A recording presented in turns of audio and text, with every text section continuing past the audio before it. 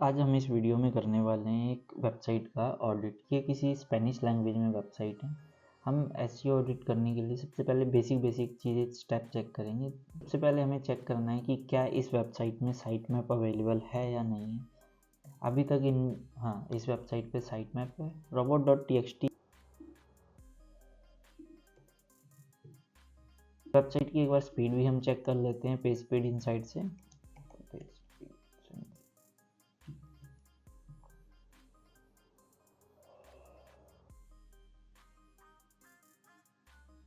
इतने हम चेक करते हैं वेबसाइट मोबाइल फ्रेंडली है या नहीं है।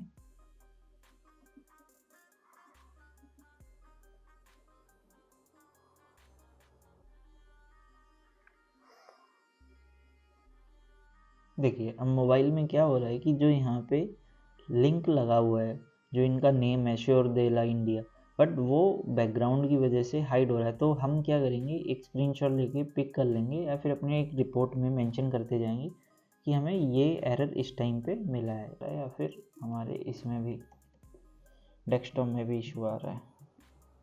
डेस्कटॉप में तो ये हमें अपीयर हो रहा है, लेकिन मोबाइल में वो छुप जा रहा है। जैसे यहाँ पे देखना आप ध्यान से, टेक्स्ट नज़र आ रहा है, ठीक। अब बाकी पेजेस आप चेक कर सकते हो ऐसे ही वन बाय वन करके। UI UX का अगर आपको कोई सजेशन लगता है, अब देखना।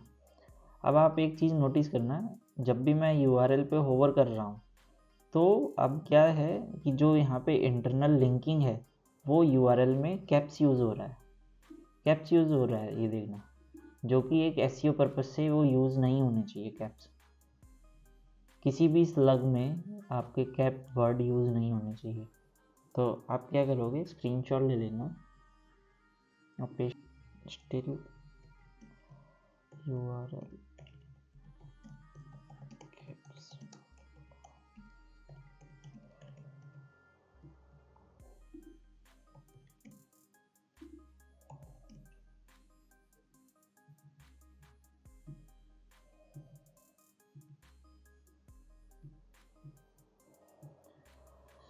स्पीड 60 है। स्पीड के लिए हम क्या कर सकते हैं, अभी देखिए जैसे ये इमेजेस हैं, ये काफ़ी ज़्यादा ये वाली साइज़ की हैं। इमेजेस की क्वालिटी अच्छी है। हम इन सभी इमेजेस को वेबपी फॉर्मेट में कर देंगे, और ताकि इससे ये पॉसिबल होगा कि हम वेबसाइट की स्पीड ऑप्टिमाइज़ कर पाएंगे। डेस्कटॉप में ठीक है। मोबाइल के लिए हमें बस वेबसाइट ये इमेजेस सही करनी होंगी। टेक्निकल SEO की तरफ, मतलब टेक्निकल ऑडिट, क्योंकि स्क्रीमिंग फ्रॉग ही सबसे अच्छा टूल है और उसी में हमें अच्छा खासा टेक्निकल के बारे में जानकारी मिलेगी। मैंने स्क्रीमिंग फ्रॉग ओपन कर लिया और अपनी वेबसाइट यहाँ पे पुट कर दी है। स्टार्ट पे आपको क्लिक करना है। अगर आपके पास पेड वर्जन होता है तो आप उसमें कॉन्फ़िगरेशन में जाके स्पाइडर में क्रॉल एक्सट्रैक्शन ये सारे फीचर यूज़ कर सकते हैं। क्योंकि मेरे पास ये फ्री वर्जन है तो इसमें ये फीचर अवेलेबल नहीं है। पेड वर्जन में आप अपनी API मतलब गूगल सर्च कंसोल और इन सभी से कनेक्ट कर सकते हैं, और उनमें भी कोई अगर इशू होगा तो वो आपको बता देगा। एक चीज़ आप और भी चेक कर सकते हो किसी भी वेबसाइट का, कि कौन कौन से वर्जन अभी गूगल के पास अवेलेबल है। अभी जैसे इन्होंने www पे लगा रखा है, क्या अगर मैं www हटा देता हूँ तब भी कोई रिजल्ट आता है? नहीं। अगर मैं HTTPS हटा देता हूँ तो क्या रिजल्ट आता है? नहीं। अभी सिर्फ और इन्होंने एक अच्छी चीज़ कर रखी है कि वेबसाइट सिर्फ और सिर्फ एक ही वर्जन पे है। कई बार होता है कि बिजनेस ओनरों को पता नहीं होता है, उन्होंने या तो खुद वेबसाइट बनाई होती है, तो वो क्या करते हैं, उन्हें इतनी इन्फॉर्मेशन नहीं होती और वेबसाइट के मल्टीपल वर्जन लाइव हो जाते हैं, जिससे गूगल के लिए काफ़ी इशू हो जाता है। क्योंकि हर एक पेज, हर जितने भी पेज या फिर स्लग डिफरेंट हैं, गूगल सभी को अलग पेज वेबसाइट की तरह ट्रीट करता है, और इससे वेबसाइट को, रेपुटेशन को हार्म होता है, अथॉरिटी कम हो जाती है टेक्निकल ऑडिट की तरफ। ये थोड़ा काफ़ी डिटेल्ड होने वाला है स्क्रीमिंग फ्रॉग का ऑडिट, क्योंकि स्क्रीमिंग फ्रॉग एक बहुत ही बेहतरीन टूल है जो किसी भी वेबसाइट का टेक्निकल ऑडिट के लिए बहुत अच्छा रहता है। अब जैसे कि इसमें इंटरनल, मैं आपको कुछ बेसिक चीज़ें बता देता हूँ। इंटरनल वो URL हैं जो हमारी वेबसाइट के हैं। एक्सटर्नल, हमारी वेबसाइट पे जितने भी URL जो एक्सटर्नली प्रेजेंट है, मतलब एक्सटर्नल हैं, वो सिक्योरिटी में क्या है कि अब हमारा कौन कौन सा पेज HTTPS पे आ रहा है, नहीं आ रहा है, बाकी सब पे। रिस्पॉन्स कोड में क्या है कि जितने भी कोड अभी हमारी वेबसाइट में है, मतलब 200 स्टेटस पास है, 400 404 के कोड नहीं, मतलब वेबसाइट, किसी वेबसाइट में 404 नहीं होने चाहिए या तो उन्हें हटा देना चाहिए। अगर जैसे 404 हैं, अगर कहीं से इंटरनली लिंक हैं या नहीं, मैं चेक कर लेता हूँ। ऑफकोर्स ये वाले कुछ पेजेस हैं जो इंटरनली लिंक हैं इन पेजों से, तो इन्हें हम अभी क्या करेंगे, बाद में रिमूव करवा देंगे। पहले थोड़ा ओवर इशू आप देखिए, यहाँ पे ओवरव्यू है, इशू है, साइट स्ट्रक्चर है, सेगमेंट है। आप डायरेक्ट इशू पे क्लिक करेंगे तब भी आपको इशू मिल जाएंगे, लेकिन मैं सजेस्ट करता हूँ कि हमेशा आपको समरी वाइज ही जाना चाहिए। समरी में आपको दिखाई देगा इस वेबसाइट पे टोटल 81 पेजेस हैं, जिसमें से इंटरनल 66 पेजेस हैं, एक्सटर्नल इन्होंने 15 पेजेस फाइंड हुए हैं। कुछ 8 पेजेस पे जो है नो इंडेक्स लगा रखा होगा इन्होंने। HTML के 31 पेजेस हैं, आप देख रहे हो, नोटिस कर रहे हो आप।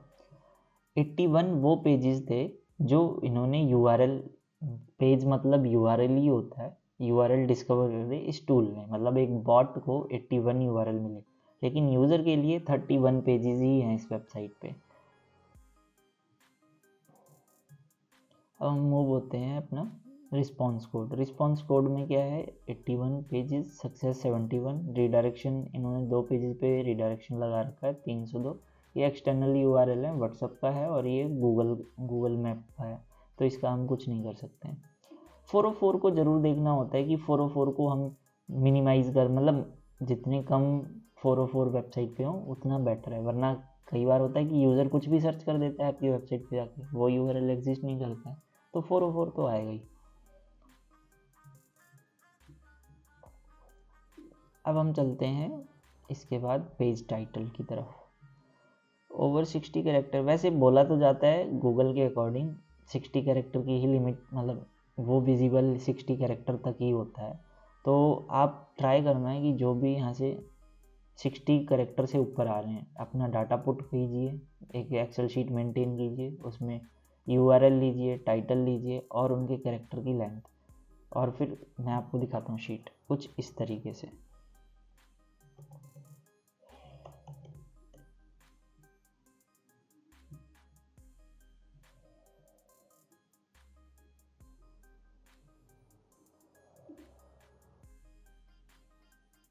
लाइक दिस वन, आप इसमें बना सकते हो। URL है, करंट टाइटल है, टाइटल की लेंथ कितनी है, रिकमेंडेड टाइटल, जो भी आप रेकमेंड कर रहे हो लेंथ में उसकी लेंथ क्या होगी, और किस स्टेटस क्या है, पेंडिंग है क्या है, और अपडेशन डेट आपने किस दिन अपडेट किया है। अगर कोई आपको कमेंट प्रोवाइड करनी है, जैसे मान लीजिए क्या होता है कि कई बार इंटरनली आप वर्क कर रहे हैं, 2 या 3 फ्रीलांसर साथ में वर्क कर रहे हैं, तो वहाँ पे आप कमेंट वगैरह मेंशन कर सकते हैं इफ़ रिक्वायर्ड। ज़रूरी नहीं कि आप मेरा ही तरीका फॉलो करें, ये एक मॉनिटरिंग का सिस्टम है जिससे मैं चेक कर पाता हूँ कि मैंने क्या रिकमेंड किया है, कब वो फिक्स किया गया, कौन सी डेट को अपडेट किया है। कई बार होता है कि किसी वेबसाइट का मेटा टाइटल या फिर कुछ चेंज करने से परफॉर्मेंस अप होता है या डाउन होता है। अगर डाउन हो जाता है तो उसे ट्रेस करना ज़रूरी है कि पिछला क्या था, और फिर उसे अपडेट कर दिया जाता है।